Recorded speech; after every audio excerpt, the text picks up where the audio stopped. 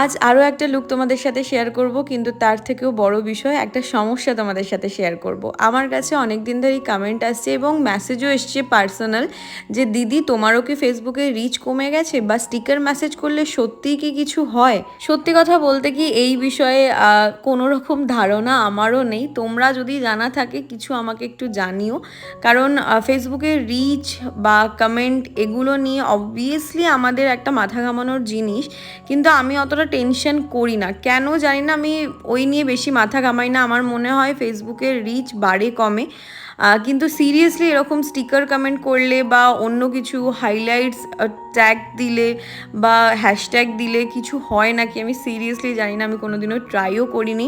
আর একটা জিনিস অনেকেই আমাকে জিজ্ঞাসা করো, এটা অনেকেই আমাকে জিজ্ঞাসা করেছে, এর আগেও করেছে, যে ফেসবুক থেকে সত্যি কি ইনকাম করা যায়। হ্যাঁ, ইনকাম করা যায়, এটা 100% আমি জানি, সেই কারণেই তোমাদের সাথে শেয়ার করছি।